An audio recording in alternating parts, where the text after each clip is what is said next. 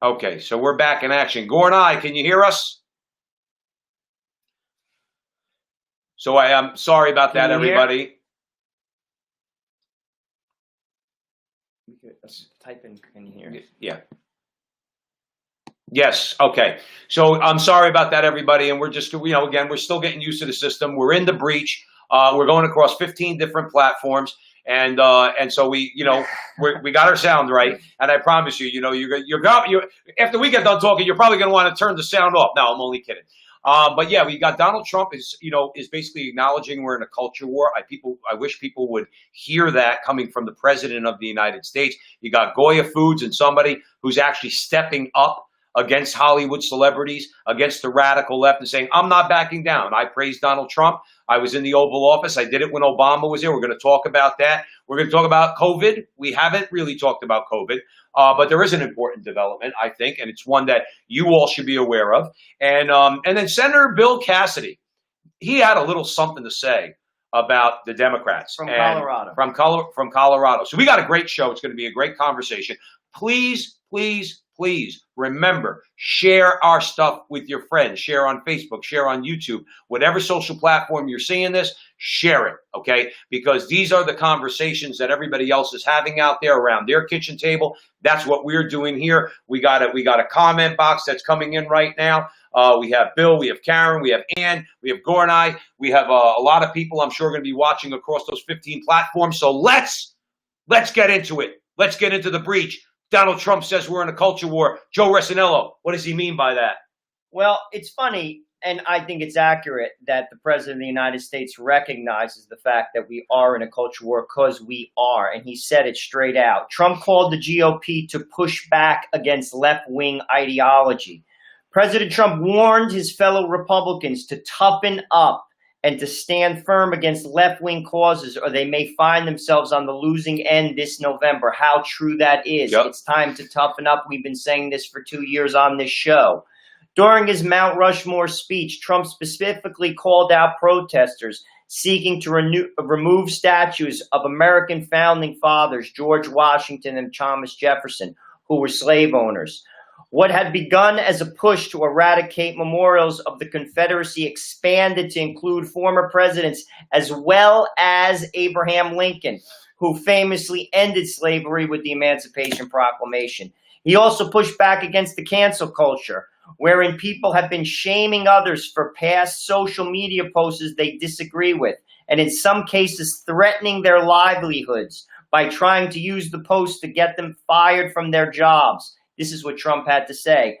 This is the very definition of totalitarianism. How true, Mr. President. Mm-hmm. And it is completely alien to our culture and values. It has absolutely no place in the United States of America, and I couldn't agree with him. That's more. Right. And you said, see the way you said it? It's not. He's not saying we can only listen to conservatives, and I'm going to get that media, and I'm going to put them out of business. No, he says this is not the United States of America. Donald Trump's willing to debate. Donald Trump's willing to have a conversation. They don't want to have a debate because they don't have a debate. Well, they know that's the whole thing. They don't have a debate. Yes. And this is, like I said, you have every right to your opinion. There's a difference between your opinion and saying fire in a theater. Right. Say, for instance, we'll use the police situation. You want to defund the police and someone else wants the police. Well, let's have a debate. Let's look at situations that have defunded the police versus situations where we've had a police presence. Let's compare statistics of crime. Let's look at murder rates. Let's look at burglaries. Let's have an intelligent conversation. You make that position currently, and in some circles, you're labeled a hater, you're labeled a racist, simply for believing that you should have a police department. That's right, because what Camille is joining us. Camille said, stand your ground. Camille, very important about standing your ground, okay? Joe just hit it on the head. If you simply suggest there's a debate to be had, you don't even have to say what your talking points are, or your let's say all of your points in the debate that you want to bring across. All you have to do is say that you want to debate. Take your pick. Border wall, taxes, abortion, gay marriage. You take your pick as far as issues. As soon as you say, well, I think there's defunding police. Just using that as an example. I think there's a debate here. No. If you think there's a debate, you're a racist. You're a misogynist. You're a homophobe. You're this. You're that. You're a xenophobe. All these different names. Camille, you make a good point. The point is you have to just look at them and say, I want to have a debate. That's standing your ground, Camille. Okay? That's saying straight up, say, no, you're not going to bully us. We said before on the show, we're going to say it every single show, the greatest counter-revolutionary act you could commit right now, open your mouth and speak the truth. And even, again, let's assume there is a debate to be had. They don't even want that. They will attack you before you say one word, Joe Risson. And that's one word. And that's the importance of judges. You see, judges level the playing field. This is something that Joe and I have been saying since the show began 2 years ago. We've been saying Donald Trump is about judges. Why? Because, frankly, according to the Constitution, you have a right to free speech. Mm-hmm. And if someone was to dox you using the topic of defunding the police, and they label you a racist, a hater, because you believe in that, you could go to court and beat them. Mm-hmm. If you have activist judges, you will lose. And that is the main driver for voting for Donald Trump. Right. That is the main driver. It will preserve America for 2 more decades because of judges. Would you think in your mind that as far as, look, there's obviously many amendments to the Constitution, okay? But as far as the Bill of Rights is concerned, would it make sense to you if somebody said, let's just stick with the First Amendment? If you value free speech, if you value freedom of religion, okay, tomorrow on the Crusade channel, we're going to talk more about that, about the Supreme Court coming down on the side of the Little Sisters of the Poor. So if you value religious liberty, if you value free speech, if you value the freedom of association, and you value freedom of the press, okay, then guess what? The last thing you want is an insane liberal judge. That's it. And Joe Biden, remember, is not going to be president of the United States if, in fact, he ends up with more than 270 electoral votes. AOC and the ilk like her. That's going to be who's running things in this country. Tom Perez, Absolutely. Barack Obama, Nancy Pelosi, Ayanna Pressley, Rashida Tlaib, Ilhan Omar. These people are wackos. You couldn't even have a debate with them, by the way. Like, assume you could debate a leftist or a liberal. You couldn't have a debate with AOC. I'm sorry. I was about to say, I'm not going to call her names. She's not equipped to have a debate. She is a talking point person. You know what I mean? So the thing is, that's why, like, Joe said, if you value just being able to have a dialogue, then you have to vote for Donald Trump, because he's already proved he's going to give us judges that at least most of those judges are going to be on our side. But can I ask you a question? What is the government going to do about viewpoint discrimination? This is a major problem. Do you not think? I'll be honest with you. I think it's attack against not just the First Amendment, it's attack against everybody. And I was talking to my wife about this earlier today. Just because they're coming after, say, people like myself who vote Republican currently, they'll come after you next. Right. You see, that's what the beauty of the Constitution is. It's a protection. It doesn't like sway with the times. Right. It's not like subject to the will of the wills and like the trends of the people. Right. It's a constant. You see, they'll come after you next. And frankly, as a Republican, or I'm not even a Republican, frankly, I'm a Catholic. We're Catholic and we're conservative people. But my point is, they'll come after you next. And just to look at a comment, Adolf Trump is part of the betrayal of the Christians in America. Somebody just posted.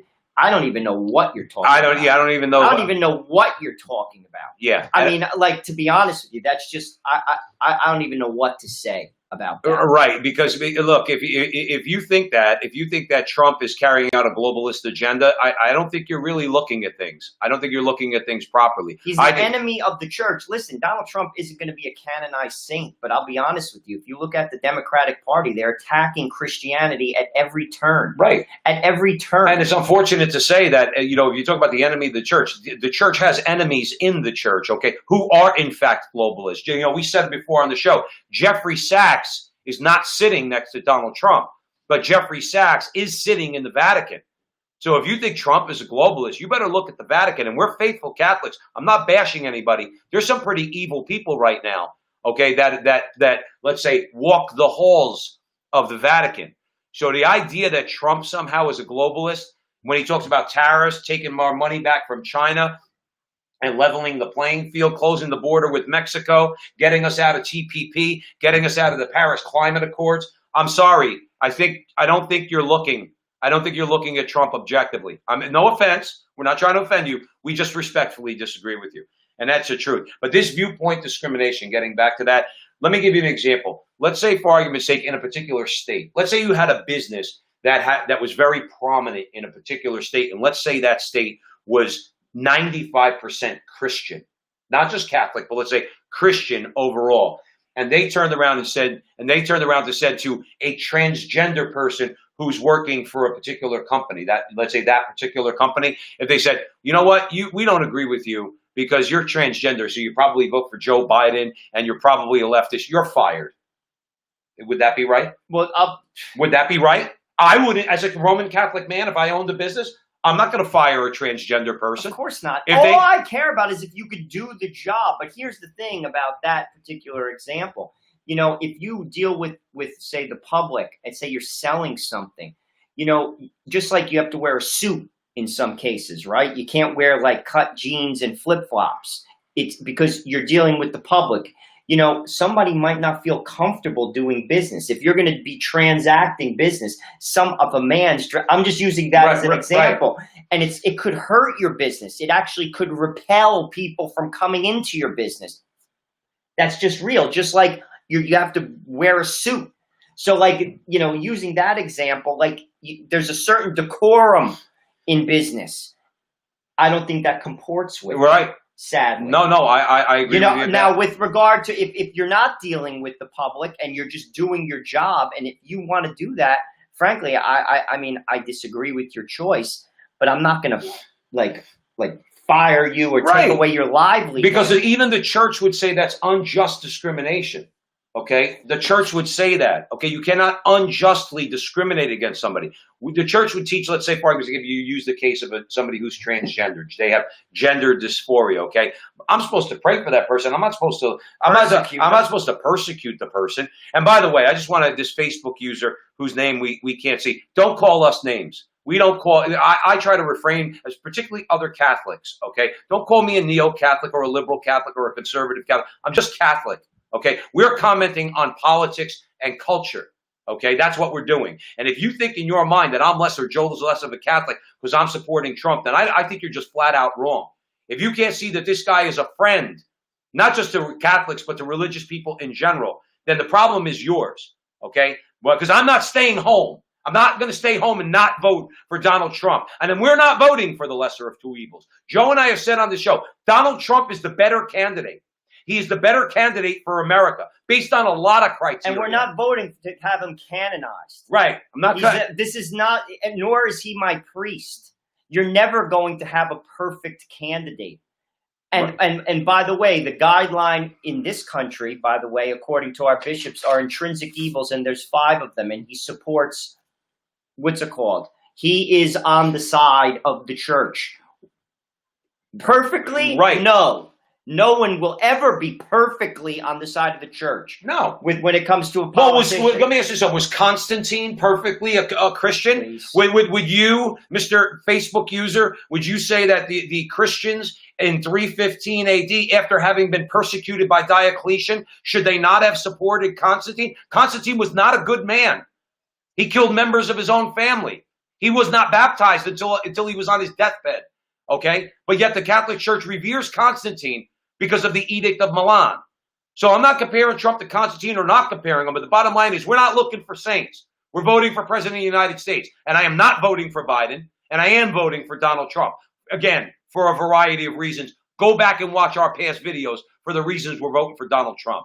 Anyway, you're at the front line with Joe and Joe. Joe Pasillo, Joe Rossinello, and the Facebook user just got me angry because I'm not going to be called names and I'm not going to have you call. I don't judge other Catholics. I think some Catholics who are, let's call them more liberal, I think they're mistaken. I don't judge their heart because I don't know their heart, but don't do that to us. Okay, we are faithful Catholic men. That's what we are, and we're doing more to change this culture than you are, Mr. Facebook user.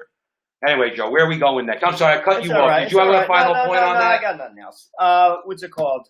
We're going to go talk about some liberal elites pushing back against the cancel culture. Very interesting. A list of 150 elites in academia and the media signed their names to a letter. Basically, it's called a letter on justice and open debate, published by Harper's. The names range from Chomsky to David Fromm, and they share membership in our class of educated elites. Here's a quote from the letter. The way to defeat bad ideas is by exposure, argument, and persuasion, not by trying to silence or wish them away.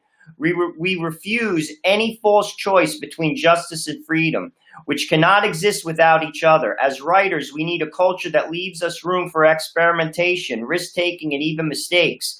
We need to preserve the possibility of good faith disagreement without dire professional consequences. This guy sounds like us. Did you hear what he said? Dire professional that's viewpoint discrimination. Of course. Dire professional consequences. If I don't have the right look, I'm not bringing my politics into my workplace. And Joe is completely separate from my job. I don't have any friends that, let's say, follow Frontline with Joe and Joe, people at work. I don't mention it at work, okay? When people want to talk about politics, I stop doing it. All right? So the thing is this. Nothing. I don't bring it into the workplace, but I don't want my boss telling me I can't work there because of something I do outside of work, as long as I'm not committing a crime. And you're entitled to your opinion. Right. See, your opinion is just as valid as mine, and let's have a discussion based upon facts. These folks who are liberal, with Chomsky, it doesn't. He's a leftist. I mean, you don't get more left than Noam Chomsky. I mean, right, and yet he has the vision to know that this is dangerous. Why? Because they'll come after him next. Right, because when the shoe's on the other foot and the power is on the other side, what's going to happen to them? What would happen? They're the ones that are going to get hunted down. This should not exist in America. Donald Trump, and at that speech in South Dakota, he's spot on. This is a dangerous idea. Right. And frankly, the Democrats should leave this alone. It's a loser for them. It's a loser. This is speech. a loser. They have so many losers. I'm telling you, and I'm speaking objectively. Defund the police. Radical abortion. Third trimester abortion. Teaching little kids drag queen story hour. This. Taking away free speech, the right. tolerant people. Right. These are losers. Right. These are losers. I want to make a point to you about and this is what you have to be scared of, all right, while you're listening to us at the Frontline with Joe and Joe. Joe Pasillo, Joe Rossinello. We're across about 10 or 15 platforms right now. So we welcome you all, particularly you new people to the show. If you like what we're doing, if you like the conversation, please share it with your friends. We do also have a GoFundMe campaign. I saw Pam on here reminded me by seeing her name last week during the show. She contributed. If you like what we do and you want to throw in a few bucks, support the Frontline with Joe and Joe. That's the name of the campaign. That's over on GoFundMe. You could also see the link on our Facebook page, so it's up there. But here's the scary part. All right, can I read you something? Yeah. This is what we have to look out for in all this, because like you said, you're not going to get more left than Noam Chomsky. Okay. Oh my gosh. And people like that. There's many people that are on the political left, some on the right, but many people on the political left, they're considered elites. Okay. But now here's the thing. You'd think that'd be reasonable when you're saying that I think you should have your First Amendment rights protected. You should be able to speak. Well, here's Ezra Klein. Okay. Now he's the co-founder over at Vox. Now, all you have to really listen to this and raise your consciousness to understand what it is that he's saying. I'm going to read a couple quotes to you. Ezra Klein, the co-founder at Vox, quote, "A lot of debates that sell themselves as being about free speech are actually about power." That's what he says, okay? And there's a lot of power in being able to claim and hold the mantle of a free speech defender, close quote. Now, my thing is this. So now it's a power grab to claim my First Amendment rights. Now, I wouldn't argue to this degree. You're right. It is within my power, and it is my right to speak freely. That's my own power grab, okay? But to suggest that somehow By opening my mouth, it's a power grab. Joe, that's well, when you that's open your mouth, projection. well, of course it's He's the one looking for the power grab. You're looking for power, Mr. Klein, not me. Right. All I want to do is express my views freely. That's what America's about. And by the way, I respect you to do the same. You're free to express your views. I just disagree with that particular view because it's dangerous. Right. It's dangerous. That is a dangerous view. And these 150 liberal academics also think it's dangerous. And you're attacking them. Right. Which I find to be actually humorous. Right, because at least they're being consistent and they're defending all Americans' right to speak freely. That's what America's about. Which to me is, look, I'm going to disagree with Noam Chomsky and probably 149 of the other people on that list, politically speaking. Not on this. But on this, on the First Amendment, my right to speak freely. Listen to this nonsense, Joe. Okay, I've said this for you. My father, God rest his soul, used to say years ago when Robert Reich was in the Clinton administration, my father used to always say, he looks like he comes across as a nice guy, right? That guy is dangerous. I'm going to prove my father right. You mind? Yeah, go. This is what Robert Reich had to say. He declined to sign the letter. Now, this was Bill Clinton's, one of his chief economic advisors. I forgot what his actual title was, okay? He said, quote, because Trumpism, racism, xenophobia, and sexism have had such free reign and baleful influence in recent years that we should honor and respect the expressions of anger and heartache finally being heard. Now, my question to you, Joe Resinello, does that respect extend to the government and the corporations restricting our rights to free speech? I dare say that Robert Reich would say, yes, the government would have the power to restrict your right to free speech. And as we said earlier about viewpoint discrimination, they also would have the right to fire you if you don't toe the party line. Would you agree with me on that? Sure. That's what Robert Reich is saying. And he's saying he's fine with it. He's saying that basically the way I'm reading him, Joe, is that if all these people, let's say, have been, the left always couches it in oppression of some sort. So all these oppressed people, okay, well, now they're voicing their opinion. All right, that's fine. If you think you've been oppressed or persecuted, knock yourself out. Okay, again, we're not shying away from argument and debate. Okay, but does that mean because you have a gripe, I have to shut my mouth, or you have to shut your mouth? I don't think that's right at all. That's totalitarianism, right? And that's why I said my father said Robert Reich is a dangerous guy. He also said this, Robert Reich, which I found to be like, I can't even believe that an adult would say this. He said we should honor and respect expressions of anger and heartache finally being heard through the mob, right? Through violence. That's what's going on.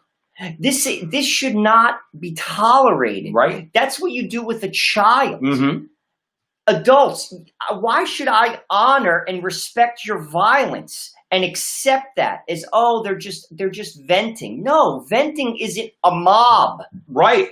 You see, this is dangerous, and this is, again, another extreme platform of the DNC, which they have to leave if they expect to win the presidency. Right. You are repelling the common man, and it's not just white men. It's all men. Right. People who are not interested in the mob rule. Go into any community that functions properly, from California to New Jersey. They're not on board. You guys have lost your way. The Democratic Party has lost its way. They have to come back to reality. And frankly, that's why one of the reasons why I hope they get crushed, because they have to leave these ideas behind. Bernie Sanders, Barack Obama, Tom Perez, AOC, they have poisoned your party. They have poisoned your party. Listen, I didn't vote for Bill Clinton, and I didn't particularly like Bill Clinton. But Bill Clinton is a far cry from this Democratic Party. He wouldn't get nominated now. No way. He wouldn't get nominated. No way. And frankly, I don't even think Bill Clinton would, like, if you talk to him, like had lunch with him, I don't even think he'd support half these ideas. No, but he's got to toe the party line right now. Well, no, he's irrelevant now.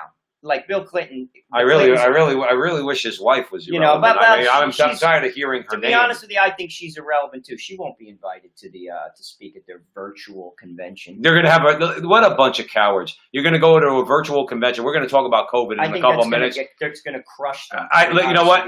Trump is going to get up there, and the Republicans, and they're going to have black conservatives and Hispanic conservatives and ethnic conservatives all getting up there, and people are going to be cheering. And it's going to be New Jersey, Wyoming, and then they're going to be having, a traditional convention.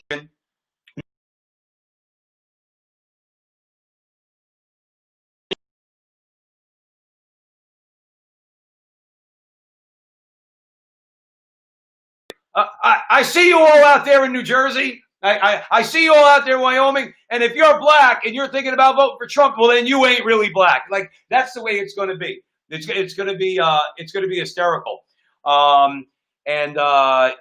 Yes, thank you, Holy Faith Media, checking in just to correct me a little bit, but that's fine. So anyway, Joe, did you have anything else about the Harper's letter? Like I said, I just find it to be very interesting that these are folks on the left who see the danger in the cancel culture. They see the danger in it. Right. And I think it's just another loser for the Democrats. It's just another loser. Hopefully what'll happen, all right? Now, I don't think it will. These are vicious leftists. Hopefully what'll happen is they try, if they want to maintain this Marxist platform that they're pushing, because the Democrat Party is basically the Marxist platform right now. I mean, would you agree? They are for nothing sane. They're not for any sort of semblance of what, let's say, the Democrat Party used to maybe support, okay? So they're absolutely insane. If they really, the AOCs and the squad and Tom Perez and Barack Obama, if they really think that they could sway this country, go form a third party and see how good you do. Go ahead. Well, that's why they need to get crushed, because they have to disappear. They have to disappear, and once they disappear, I hope for those who are Democrats that the party comes back to some semblance of sanity. Well, you want to know what? Let's put a finer point on it. It would be a golden opportunity for all those modern, particularly pro-life Democrats, if the Republicans would get their collective head out of their collective butts, okay, and start realizing they need to moderate some of the positions, especially on economics, in their platform. We said it before on the show. Start worrying about workers. Stop worrying about corporations so much, okay? Stop worshiping the bottom line. Take care of people, okay? And look to have our manufacturing base. And again, just shed the country club persona. Those people will come into the Republican Party because they're not on board with the platform of the Democrat Party right now. They're not on board with that. They don't want socialism. These are not socialists. They are not pro-abortion. They're pro-life. Okay? They value family. Republicans could really have a golden opportunity, but that means the Mitt Romneys of the world are going to have to not get everything he wants on the economic level. And if you talk about rhinos. So you're at the front line with Joe and Joe Pasillo, Joe Resinello. Thank God we are way into the breach. God has blessed us by giving us this platform so we can get out to all of you good people and fight this culture war and go into the breach Sunday nights, going live now, like I said, across 15 platforms and really getting the message out there. Don't forget, share the video with all your friends, like the page on YouTube, on Facebook, all that fun stuff. And Joe, let's go to the next story. We're going to talk a little bit about Goya, and I'm not talking about black beans. The Goya Food CEO is not backing down after his positive statements about at the White House regarding Trump. This is what he had to say. Goya Foods is facing backlash after its CEO, Robert Unanu, said the United States is blessed to have a president like Donald Trump as its leader, praising him for his ability to rebuild the economy. And he said this at the White House. How horrible. Is that such a horrible thing? Disgusting. That a CEO basically praises the president of the United States? Right.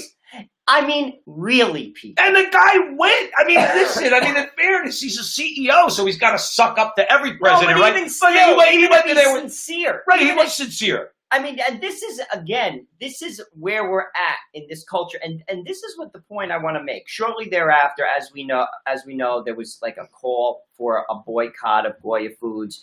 Who else? AOC. We have some Julian Castro tweeted out. I can't stand it. By the way, I can't stand that guy. He basically said that the claiming that Unanu praised the president who villainizes and maliciously attacks Latinos for personal gain. I would say you are using Latinos, Mr. Castro, for personal gain, clearly just to have them vote for you. You haven't done a damn thing for them. Tell the people what Trump was signing when he was there in the office, when the CEO of Goya was there. Do you know what he was signing? Yeah, He was signing legislation that's going to make it easier for Hispanics to open businesses. It's an Hispanic initiative. I mean, it's like the way they lie about people, because they'll just keep going back to the same thing. Well, look at Trump on the border. Most conservative Hispanics, and Jesse Romero pointed this out to us too, okay? Hispanics that are here legally, they want that border wall too. Also, listen, America lets in. If you look at the numbers of immigrants that we let in, it may be the most in the world. We legally bring in more people than probably anyone in the world. Right. All Donald Trump is saying is illegal immigration.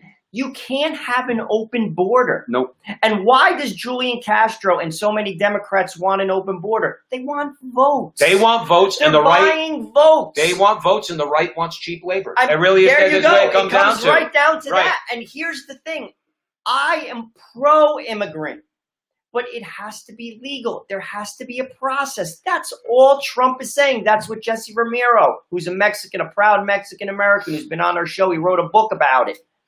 I mean, this is all we're saying. That's right. Let me ask you something. Let me break it down simply, because that's what we do. This is a common guy conversation. Do you have a lock on your front door? Do you just let anyone into your house to go into your house, take your clothes, do everything? Sleep in your bed. Open door. Right. No.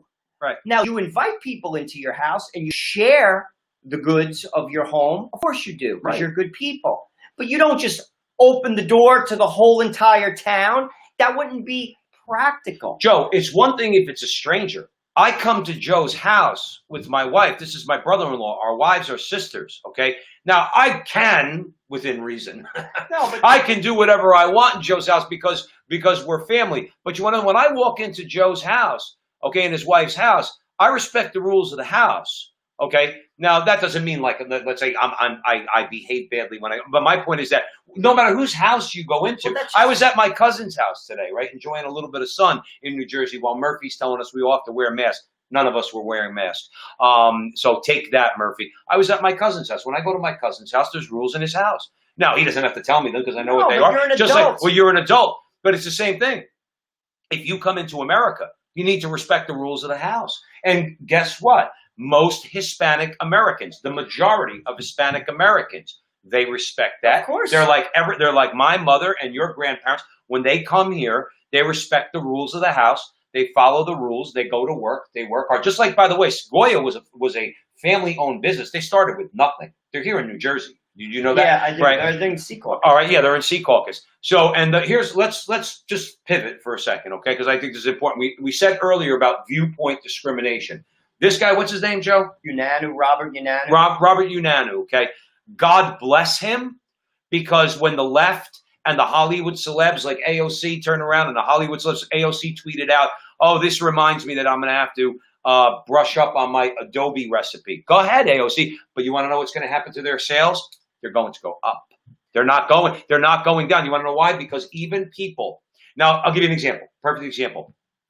We buy some Goya products. I was never a big Goya guy, okay? Because not for nothing, I didn't eat a lot of beans and things like that and things they offer. But with my wife, we always have Sazon seasoning. We do buy beans. All right, I do like when my wife makes rice and beans. I think it's delicious. Okay, and a lot of those products are Goya products. Now, when given the choice in light of this, now I'm going to go out of my way. So if I have a choice between a brand that I'm used to and Goya, but it's the same product, I'm going to support Goya, because I am going to support this man who turned around to the left and said, I'm not backing down. I praised Obama when I stood in the White House with the Oval Office with him, and I praised Donald Trump when I stood in the Oval Office with him. The difference is, though, Trump was actually signing something at that moment that will help Hispanic Americans. And one of the main reasons why we chose this story, not only for the fact that this man is taking a stand which is against the popular culture, this is, I want people to take note. This is what we should do. Do you see the boycott that they're trying to put out there? We should do the same thing. We should boycott the NBA. We should boycott the NFL. We should boycott Netflix. We should boycott Disney. Yep. You see, when you notice what they did, we should do exactly the same thing. And this is what Trump said in South Dakota. Republicans should toughen up. Yep. We have to toughen up. We are in a culture war. You want to do this to us? Okay. We'll do it to you. Guess what? We're not going to buy your football jerseys. We're not going to go to your games. We're not going to turn on Netflix and watch TV. Right. We're not going to spend $10,000, waste the money going to Disney with our family for a week. Right. You see, this is what we should be doing. You see, I say to AOC, okay, I want to follow your lead. I want to encourage people to do the same thing. You see, this is how this is the deal. When you have a godless society, what's right doesn't mean anything. Mm-hmm. I've learned this a while ago. And you're exactly right. It doesn't mean anything. Mm-hmm. Like, because there is no shame in doing what's right or wrong. Like, people who have a strong moral compass, if you do something wrong, you feel shame. You say, oh gosh, that was horrible. Mm-hmm. That was in a godless society, there's one ruling power, and it's money. Mm-hmm. You see, what you do is you take their money, and then you have their attention. Right. Then you move the needle. And what AOC is doing is smart. We should do the same thing. Right. And the thing is, we should be just as vocal about it. Forgive me, as vicious. Of course. We should be just as vicious. But wait, I was just going to say that. I want to piggyback on that real quick. Remember what we're advocating. Not violence. Not violence. But when you take their money, it is vastly, remember something about vengeance. Vengeance and violence and all that kind of stuff. The only thing that ever does is that you think that benefits you. It accomplishes nothing. Okay, vengeance is a very selfish thing. The Lord says too, vengeance is mine. But I want to make a point to you. Okay, you are hitting them with the biggest club that you could hit them with.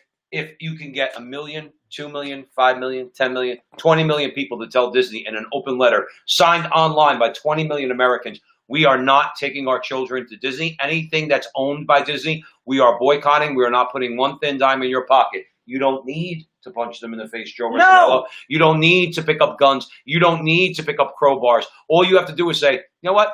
I could do without Disney, or I could do without Netflix, or I could do without. Remember something about Netflix. I'm going to say it again. My own personal boycott. Saving that $13 a month. They gave a platform to a producer that made a movie that portrayed Jesus as a homosexual. So my attitude is this. Why aren't all the Christians in America, why are they still watching Netflix? Netflix should be bankrupt by now. Any self-respecting Christian should save that $13. I'm serious, okay? I'm not going to lie. I like some of the shows on Netflix, but I got rid of it. I got rid of it on principle and say, again, you talk, Joe, you're talking about leaving aside the wishy-washy Christians and name or whatever, okay? But let's say people of goodwill is half the country, okay? If half the country turned around to Netflix and said, you know what? I'm signing Joe and Joe's petition. Let's say we had a petition on a website. I'm signing that petition. I'm getting rid of Netflix. You want to see how fast they change their tune? Because, again, it is money that guides them. It's not God. It's not shame. What she is doing is exactly what we should do. Right. We should not give them money. They'll change their tune. That's right. Mark my words. They'll change their tune so fast you won't even believe it. And that's what we need to do. And that's what we have to do. You see, I give her credit. She's smart in this regard. We should be as smart, but we're not because we're soft.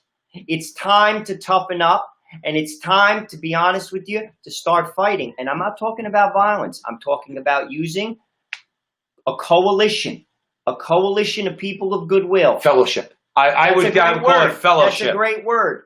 Stop giving them money. The next thing, the NFL. Charles Barkley recently said something. He said, I always like Charles Barkley. He speaks his mind. He's not owned, and I'll give him that. You're right. Like I may not agree with him on everything, but he's not a guy that's owned. Yeah. And he's in the spotlight, yes. and he's fearless. And he said, sports has turned into a circus. He said, the fans may never come back. He gets it. Yeah. You know something? They should get it. What am I talking about? Stop giving them your money. That's it. That's it. So where Joe and I are very honored, okay, because we are seeing a lot of new people, okay? We're across a number of different sites right now. So we have our regulars like Bill and Gornai and Ann. We got Zing Bing. Great compliment. Thank you, Zing. Said, I always look forward to your vids. Keep slugging away, gents. Zing, listen, we're slugging away because we keep getting through to people like you. Our support is growing and growing and growing because people understand we're the everyman, brother. We're the everyman. We're not elites. We don't have PhDs on the wall, but we see the truth. We see the lies for what they are. We see the truth. More importantly, we speak it. So we have Jonathan here. Jonathan says, guys, Irana Nation is strong. I appreciate your view. Appreciate the views. Real patriots. Thank you. Jonathan also said, I'll join the boycott. Hey, listen, man, we should only start a boycott. Anthony's with us. Hey, Anthony. Captain Nobody said, amen, I did too. That's right. Netflix has to go. And Gary's with us. Gary, thanks for joining. So we got a lot of new viewers. We're way into the breach. Frontline with Joe and Joe. Like I said, we're across so many platforms tonight. We got a lot of new viewers. Thank you for joining us. Please share, like, subscribe, do all that fun stuff on YouTube, on Facebook, whatever platform you're watching us. Spread the word. We're speaking the truth here. We also have a GoFundMe campaign on GoFundMe. It is Support the Frontline with Joe and Joe. And on our Facebook page, it's also the link is also on there. So if you want to drop in a few bucks, if you like what we're doing, of course, it would be greatly appreciated. So where are we headed next, Joe We're going to talk a little media. And basically the media, two particular folks, one from the Washington Post, the other from the New York Times, they're urging Biden to limit the debates. They feel they threaten to boycott them, as well as to maybe threaten to boycott them entirely. Let's go to the first guy. It's basically Thomas Friedman. Can I ask you a question real quick? Sure. You think they're listening to the Frontline with Joe and Joe? We said this a while ago. We said this months ago. There's not a chance in hell. I'm going to let you keep going.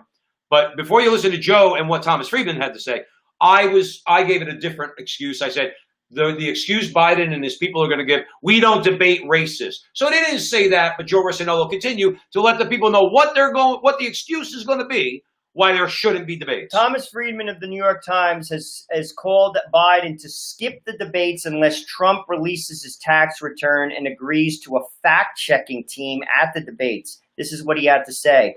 I worry about Joe Biden debating Donald Trump, Friedman says, quickly clarifying that he fears Trump would have unfair advantages if he doesn't meet these demands. I have to ask you a question. This is coming from Thomas Friedman, That's unbelievable. Who knows that the media is owned by the left. You explain to us what unfair advantages Donald Trump will have. You get your moderators. You get to call the shots. They're always favorable to the Democrats. Like, what was her name? Candy Crowley. Oh, when she interjected, when Romney, rhino that he is, was about to give it to Obama, and she interjected. Who has unfair advantages? You're afraid because you have a candidate that can't put two sentences together and make a coherent statement. That's why you're afraid. Why don't you have the balls to admit it? All right, that's why you don't want the debate. Are they going to have fact checkers for Biden?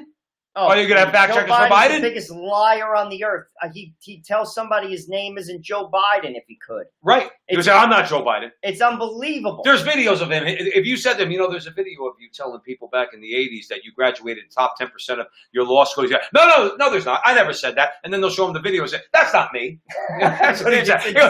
That's not me. Yes, it is, Joe. It's you. We understand you're losing your marbles. Okay. We pray for you, and I mean that sincerely. We pray for you because you are losing your marbles, and you need to repent of your sins before you completely lose your marbles, okay? But the thing is this.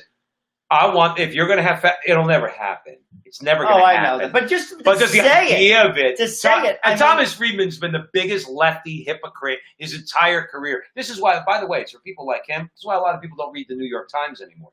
Because it's exactly because of people like him. Because you want to fact check Donald Trump because what? You're the fact checkers in chief? No, we're supposed to trust Well, they have you. to, Joe. They have to tell us how to think and how to live. Exactly. I mean, because we need them. It's the same thing like with Obama with Joe the plumber. Right. You need to spread the money around. I need to tell you, Joe, how to live. Your business is not really yours, Joe. I have to help you. You can't function as an adult without Thomas Friedman to fact check for you. Right. In the meantime, remember something about the fact-checking leftist media. They lied to you about Russia. They lied to you about the Ukraine. They lied to you. They incited all this violence in the streets because they see that African-American support for Donald Trump is at about 30%. Father Imbarado mentioned that last week on our Crusade show when we had him on for the first hour. 30% African-American support for Donald Trump. So they go ahead and they manufacture a race war. These are the liars. COVID. We're going to talk about COVID in a minute. Not that people did not get sick and die from COVID. Well, we'll get please don't mistake me, okay? But the point is this: the reaction to it by the left has been completely overdone. So who's going to fact check you, Thomas Friedman? So let's go to the Washington Post. Karen Tumulty suggests rethinking the debates, urging organizers to limit their audience or even do away with them entirely, criticizing President Trump and the Republican Party for their decision to attempt an in-person convention this summer. She also mocked Trump's request to add a fourth debate, calling it not a serious proposal. Why is that not a serious proposal? Please. Two debates with liberals, two debates with conservatives. Once again, that Joe Biden is, listen, I was talking about this today. You don't even have to bring in Donald Trump. Joe Biden can stand there alone for an hour and he will make an utter and absolute ass of himself. You know what happened if he did that? Forget about Trump. Right, Trump in the polls will go like this, and he doesn't just even have to show an hour. up. Why don't you respect? Just talking. Why don't you respect Donald Trump for showing up, knowing the juggernaut, the leftist juggernaut he's going into? You want to know why?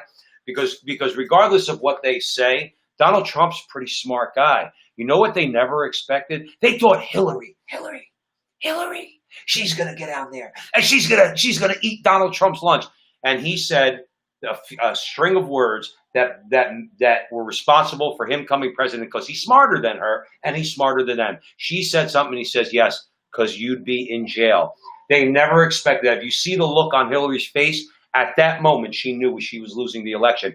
He's not as dumb as you think. And moreover, when he says something, they want to call him a liar and fact check him. He tells the truth. He's been shown right over and over and over again. And they say, he's such a liar. He needs to be fact checked. No, you all need to be fact checked. And by the way, the fourth debate, you know why that's not a serious proposal for them? Because they want three. If they, in fact, even decide to debate, they want three.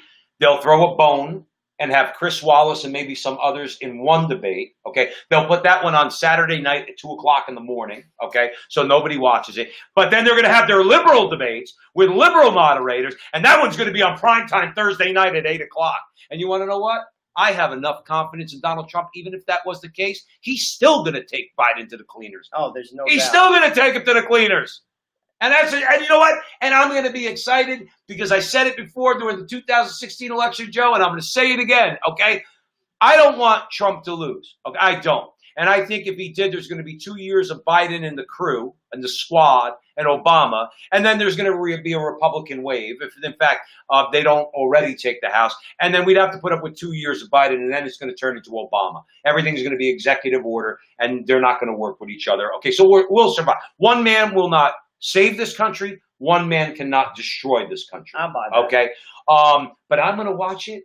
I'm going to watch it like I told one of my liberal friends who was so angry when I said it, Joe, back in 2016. He says, what do you think of the campaigns? I said, it's all fun and exciting to me. What do you mean fun and exciting? It's Donald Trump. He's dangerous. And it's all theater to me. Let's see how it plays out. I'm going to make a prediction. We have one debate, and then they back out and they want a virtual debate and they don't have all three. There will not be three debates. That's my prediction. And you're right, because they will not have all three debates. If you watch CNN, you'd think that Joe Biden is John F. Kennedy. Okay, they'll edit everything to make him sound good, look good, everything else. All right, But when you have the rest of social media, and yes, Fox News to a degree, They're not going to do it. All right. The bottom line is this: Joe Biden is going to look like what did Joe Pesci say? He's a stumbling, muttering little. That's going to be Joe Biden. He's going to be a stumbling, muttering. He's going to be incoherent, and Trump might actually feel bad for him.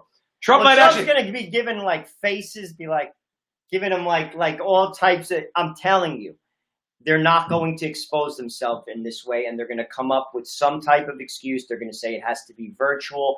There's no social distance. They'll come up with some nonsense. Maybe there's one debate, and then they're going to try to back out of it. Because again, the Democrats don't play by the rules. There are no rules. They don't respect rules at all, and they don't respect you. Right. And that's it. So you're at the front line with Joe and Joe Pasillo, Joe Rossinello. We're way into the breach with a ton of new viewers that are watching us right now across many different platforms. Please follow us, share, like, subscribe, wherever you are. Spread the word. Joe and Joe are telling the truth. We're screaming it from the rooftops for anybody who wants to hear. More importantly, we're doing it the way you do. This is an everyman conversation, okay? We're not coming at you with PhDs. We're not the elites. We're working men who see the problems clearly, and we have the nerve to be able to say what the problems are and fight this fight the way it's supposed to be fought, just like all you good people out there. So remember, do all that, and if you're feeling generous, you want to contribute to the show, please drop a couple bucks in our GoFundMe campaign, the link to which you can find on our Frontline with Joe and Joe Facebook page, and also on GoFundMe. Support the Frontline with Joe and Joe. And we appreciate your support in any way, particularly your prayers.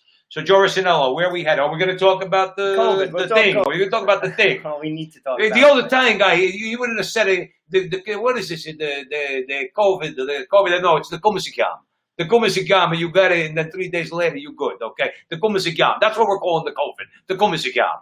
We're going to talk a little CDC. For those who don't know what that is, it's the Center for Disease Control. And basically what they just recently said, you may be shocked. They said after 10-week decline of COVID deaths, it may soon no longer be declared an epidemic. This is not me talking. This is the CDC. Mm-hmm. The United States now has so few deaths due to COVID-19 that the Center for Disease Control and Prevention reported it is approaching the threshold for dipping below the level of an epidemic.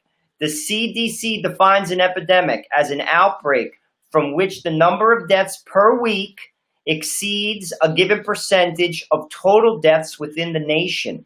The number of deaths from COVID-19 has steadily declined since hitting its peak in early May after it began spiking in the second week in March.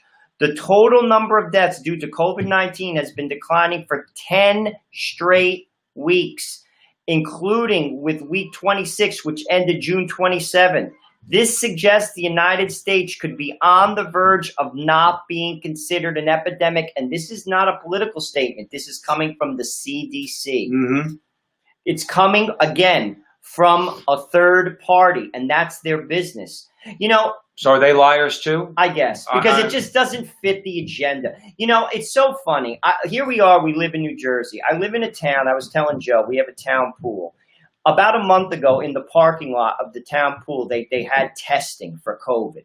So there's a line, and everyone has masks on, and the cops have masks on.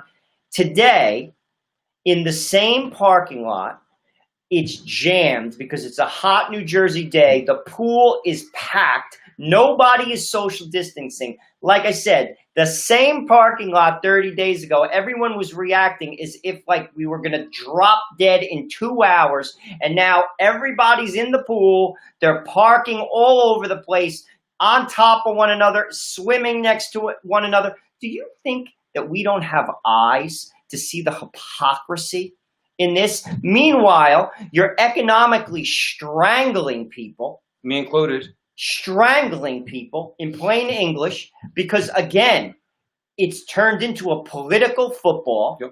I'm not saying people haven't died, and I'm not saying people who have compromised immune systems, people who have heart disease, people who have asthma, I'm not saying that. I'm not saying it hasn't affected the old. I'm not saying that either. But when you see, this is just something that happened in my backyard. I have eyes too.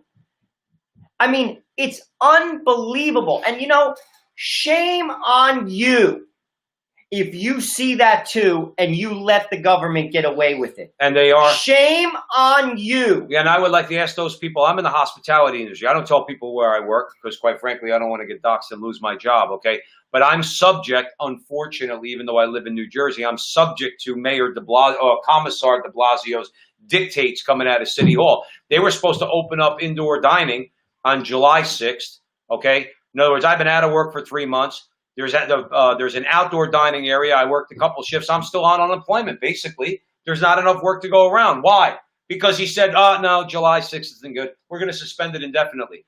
Now, I said this to a friend of mine who's a liberal. I said, look, who does de Blasio think he's hurting? If anybody kind of like wanted to just ring his bell a little bit and say, listen, Comrade de Blasio, if you think you're hurting Trump by leaving New York City closed, especially restaurants and hotels and things like that, let me break it to you. New York as a state is a blue state. You couldn't possibly hurt Trump because it's already going to vote Democrat, okay? New York City is a Democrat city. Most of the restaurant owners and the people that own businesses in New York are liberals, okay? Most of the people, and I was acting years ago. I know most of the people who staff restaurants and places like that, they're actors, singers, dancers, all that stuff. They're all liberals.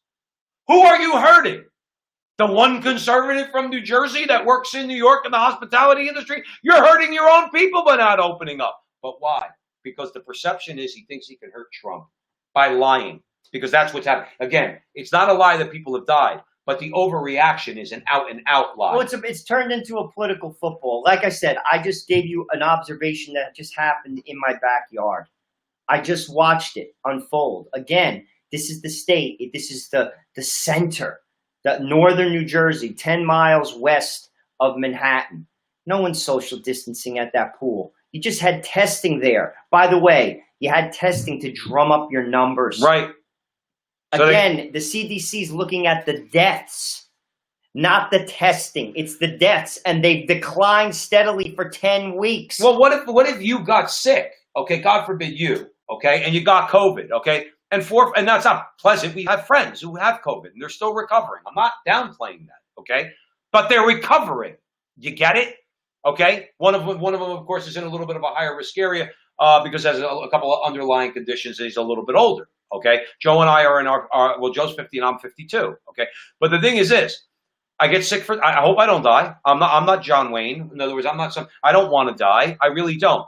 But COVID has turned into no more of a risk for me to go to work than driving in my car, than the flu, and many other things that could kill me. And I'll tell you what, right now, the way things are going out there, because I have to walk from a parking garage to my job in New York City, I got more of a shot of getting hit over the head and dying from getting clubbed by an Antifa member than I do of dying from COVID. There's a fact for you.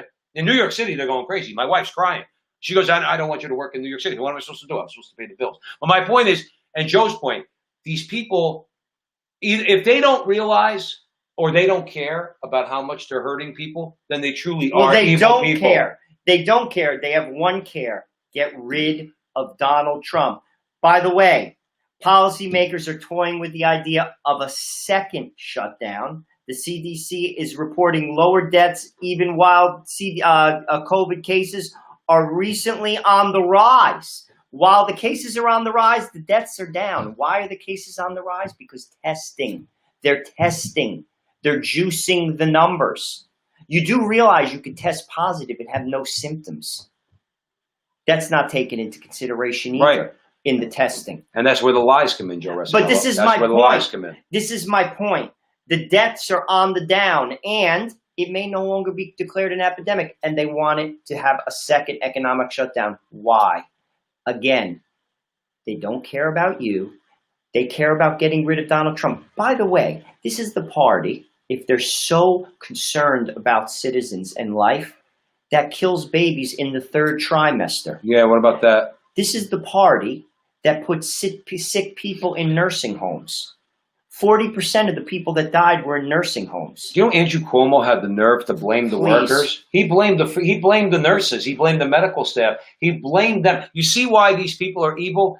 He wouldn't take the responsibility for it. First, he tried to blame the government, all right, and he got debunked on that. Now he's trying to blame the workers.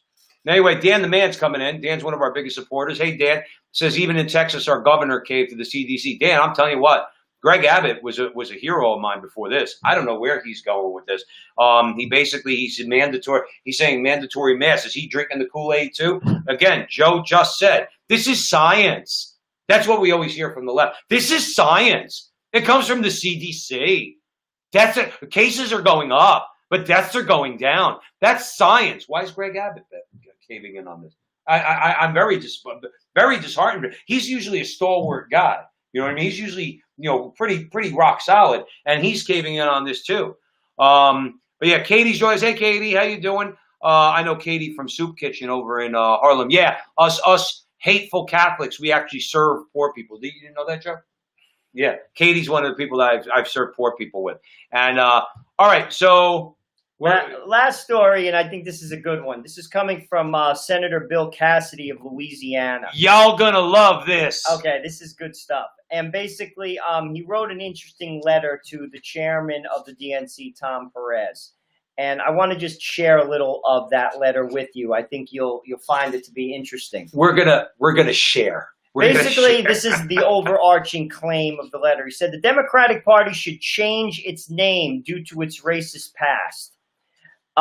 He gives recent examples of some events, the removal of Woodrow Wilson's name from Princeton, the removal of John Wayne's name from Orange County, the airport, which I didn't even know and I don't even get, but okay, they don't like the Duke. A whole lot of other examples. Then he drops some truth bombs on Tom Perez, and I want to share a few of them with you. You may not know this. This so stuff that's is why great. I want to share it with you. This guy Cassidy is great. What Joe's going to tell you right now, this stuff is great. Given the Democratic Party's embarrassment that Thomas Jefferson and Andrew Jackson were Democrats, shouldn't the party be embarrassed of its own name? Isn't the Democratic Party's role in our country's worst episodes of racism offensive? Hold on. Mic drop. Boom. Boom. The Democratic Party was founded by slave owners. The slave owners insisted upon a constitution which preserved slavery. There comes the left. There comes the left hook. The Democratic Party opposed Republican efforts to end slavery. The Democratic Party opposed Lincoln's Emancipation Proclamation. After the Civil War, Democrats opposed Republicans' effort to give newly freed slaves voting rights and civil rights. In more recent times, the Democratic members of the U.S. Senate and House of Representatives fought civil rights legislation, beginning with President Dwight Eisenhower's Civil Rights Act of 1957.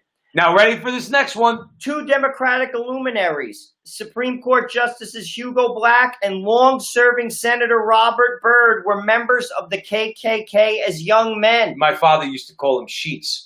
Robert Byrd, when my father was alive, he goes, here's a guy. His name's Senator Sheets. And also, this is one that wasn't in the letter, but I'm going to add it to the list. Margaret Sanger was a eugenist, and she was not only a racist, but she has some horrible things to say about the black community. She's the founder of what's it called? Planned Parenthood. And nobody's saying boo about her. You see, this is the hypocrisy of this. Right. Do you understand what I'm saying to you? What is wrong with the name of an airport after John Wayne? Right, John Wayne. What is wrong with that? I'll be honest with you. I didn't know that till I read this. Right. I don't even know what John Wayne did. That his name should come up. Probably because he starred in movies where sometimes the Native Americans were portrayed as the bad guys, like in The Searchers. You know what I mean? Like The Searchers, which dealt with, racist themes in the movie. It's a great movie. It's classic. I would recommend The Searchers to anybody. I think it was John Ford directed The Searchers. Okay. Natalie Wood as a teenager. Point is, because it portrays the Native Americans as being warlike. So maybe because John Wayne was in the movie and he was the star, maybe that's what makes him racist. On a stretch.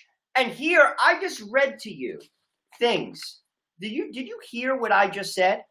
I mean, the Democratic Party, they basically were against the Emancipation Proclamation. Right.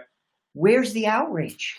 Where's the outrage on statements that Margaret Sanger has made? Right. Where is the outrage? You're not gonna hear it, Joe. Where is the outrage that you had a senator He was like 100 years old. He was in the KKK. Where is the outrage that you had a Supreme Court justice that was in the KKK? Robert Byrd was allowed to say the most ridiculous things because you remember something about conversion for the left? Like Robert Byrd, he gave up his KKK past. But remember, it's not good enough to apologize. You know, David Duke has repented of his prior positions, and he is now in the Roman Catholic Church. You know what they would say? They would say, until he adopts and agrees with everything that we stand for, we don't accept his repentance. He repented. If you come into the church, you have to repent. Everybody knows who David Duke is. So any priest worth the soul say, yes, of course, you're welcome in the church, but you're going to have to repent of your sin of racism. Now, my understanding, I don't know all the details, is that he did. That wouldn't be good enough for the left. You want to know why? But Robert Byrd could do it. You want to know why? Because Robert Byrd supported them. In other words, in all of their policies and everything they want. Afro123 chimed in. He said, we pray that Donald Trump convert to the Catholic Church. I would tell you this, my brother. Joe and I said if we were invited to the White House, I mean, that would be a real kind of shocker. I know, like if we were invited to the White House and we were having dinner with Trump, he said, hey, fellas, if I could do one thing for the country, what should I do? Both of us are in agreement. We would say, let us find you a good priest. We want you to convert to the Catholic Church. We pray for it. We pray for that Donald Trump come into the church. His wife's in the church. His wife, Melania, she's Catholic. It still could happen. I mean, God works in mysterious ways. But just getting back to the hypocrisy, we talked about the hypocrisy with the COVID testing in New Jersey.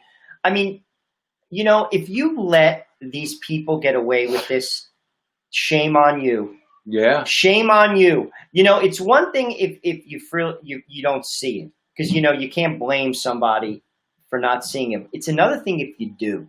We covered a story a while ago about the woman who came forward that accused Joe Biden of a very aggressive sexual assault. And there was a woman who wrote an op-ed in the New York Times who basically said, yeah, I totally agree with that woman, and I'm still voting for Joe Biden anyway. Yep. You see, there's a lot of people out there that see exactly what Joe and I see. They see exactly what we see, and they're voting for Joe Biden anyway. Mm-hmm. They know that his son cheated in getting those jobs in the Ukraine, and he used his influence. They know that he sexually assaulted that woman. They know that he's incompetent. They know that the COVID testing has turned into a political football that has hurt countless Americans. They know that the George Floyd incident has been exploited by the Democratic Party to, again, become a political incident. I'm not saying what happened to George Floyd was a good thing. In fact, I absolutely think it was a horrible thing, and we should fight that for justice and to ensure that that never happens again. Well, guess what? We had a senator in South Carolina, a black senator. What's his name? Tim Scott? Tim Scott. Tim Scott put forth a bill. It was very, very fair. And it was, to be honest with you, it had a lot of concessions to the Democratic Party. They voted it down. Because you can't give Trump a victory. They are not interested in police reform. They're interested in the crisis, not the solution. And this is what I'm talking about. If you see these things as we see those things and you vote for these people anyway, well, I'm going to give you a Mama Resinello statement. Then you get what you deserve. You get what you deserve. This is a mockery of justice, a mockery. And I'm not saying Donald Trump is a saint, and I'm not claiming him to be a saint. He is not my priest. He's not even Catholic. But what I am saying is this. The Democratic platform right now is so corrupt. Their ideas are so bad and so dangerous for you. And if you let that happen, and if you see these things and you're for these things, and when I say you're for these things, you vote for them, shame on you. That's right. Shame on you. All right. And you're right. You get what you deserve. And you know what? I have a sneaking suspicion, Joe Resinello, and all you good people out there listening to the Frontline with Joe and Joe, I'm starting to think Trump is going to trounce Joe Biden in November. And I'm starting to think that Nancy Pelosi is going to lose that gavel. And you want to know why? Because of the level the left is going to. I think they try to convince us through CNN and MSNBC. Look at this poll. Joe Biden's up by 12 points. That doesn't mean you know what, okay? Because you have to look at the individual polls. if you really want a sense of what's going on in the individual states, and you got to call your operatives on the ground. That's where you get real numbers. The Republicans in Wisconsin feel real good. The Republicans in Michigan feel real good. The Republicans in Pennsylvania feel real good. And also, Ohio, an indicator which came out, I'll get out to register to vote. Yeah. The Republicans actually had more voter registrations than the Democrats. And traditionally, the Democrats always outnumber the Republicans in that. And that was a Democratic initiative. I get the That's an indicator. Right, that's a very big indicator. Let me tell you something. Joe made the point. We're going to have to go through about a couple weeks of civil unrest when Trump gets reelected, and then he's going to put it down because now he will have gotten reelected, and we'll get back to some semblance of law and order. Okay, we're going to be in store for 4 years, or 4 more years of Trump judges. Okay, I think he's going to do things with education to bring education back down to the local level because it's too entrenched in the state capitals and in the federal government. He's going to make a lot of moves.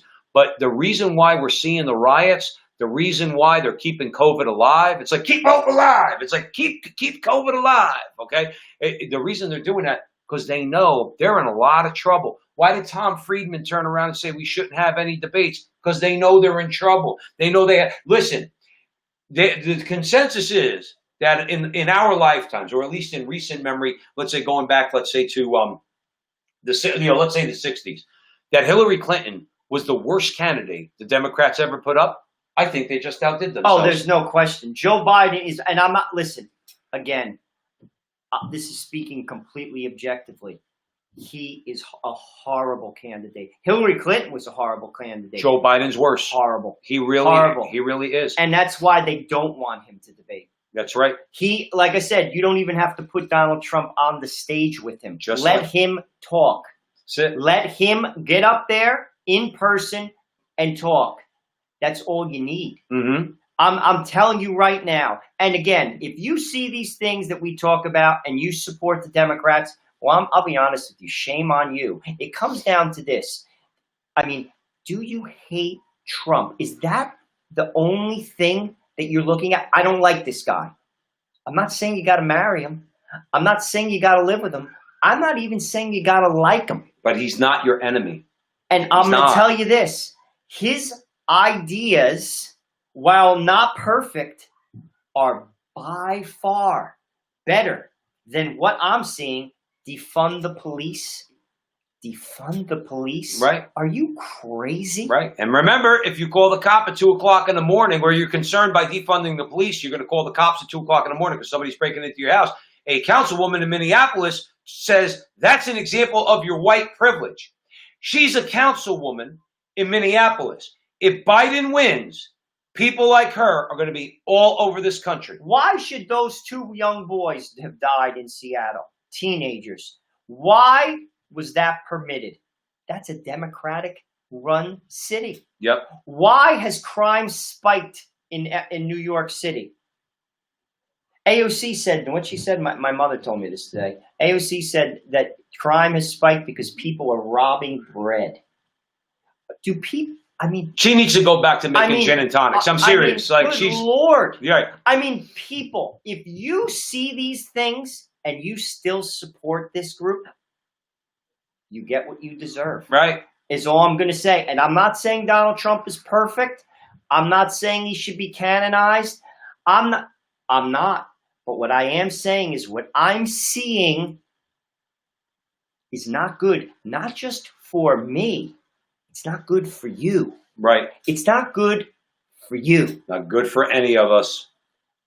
That's all I'm going to say. So we'll end it there. I did want to mention something. Sweet Harmony is joining us, new viewer. Thank you, Sweet Harmony. Thank you for joining us. I think it was Sweet Harmony that asked if David Duke did convert. That's what I heard. So I'm not going to say it as I'm reporting that. I would say go check it out for yourself. I looked at it briefly, but I heard that David Duke converted to the Catholic faith, in which case, of course, having a racist past, he would have had to repent of those positions and that view. So pray for him, of course, if he did convert but I would suggest checking that out for yourself. So now I do want to say before we sign off, Joe and I want to say should, it's not cemented right now. We should have a major interview with Dr. E. Michael Jones coming up over the next week. Somebody that, I've been following more than Joe, but we both have wanted to interview him. I read his new book, Logos Rising. We're going to talk about his book. It's an important book, The Recognition of Logos. We're going to talk all about it. I will preview it for everybody to see so you'll know when we're going to do it. We probably won't be live, but I'll record it and tell you when I'm going to post it. But either way, Joe and I have had some great interviews. We recently put up an interview that we did yesterday with Chris Bell, who's the founder of Good Counsel Homes. So when the left lies about Catholics and say, we only care about the babies in the womb, we don't care about their moms, Chris Bell and Good Counsel Homes blows a hole in that ridiculous lie. So that's a great interview for the watch. A lot of great videos on our pages. A lot of great interviews that we've done. We've been blessed and graced by Jesus Christ that we're able to get these people in our little venue here. And most importantly, we want to thank you for your support. Like I said, please like, share, subscribe, spread the word. Get everybody in this conversation. Get everybody in here, okay? Because, listen, we try to give a shout out to everybody. We try to monitor the comments. If you have questions, comments, and concerns, ask them right away. I would also emphasize that Joe and I are also blessed to know Mike Church on the Crusade channel. Mike Church has the Crusade channel, which has is a subscription-based service. Joe and I get nothing from that, and he's offering a 30-day free trial. So we would suggest you go to crusadechannel.com and listen to the content on Crusade Channel because it's awesome, okay? Politically, culturally, religiously, and every other way. You'll love it. So we definitely want to encourage you to do that. And we want to thank you, like I said, as always. And most importantly, remember that our conversation is your conversation, and that conversation, it's going on everywhere. So we'll see you next week. Thanks for coming by.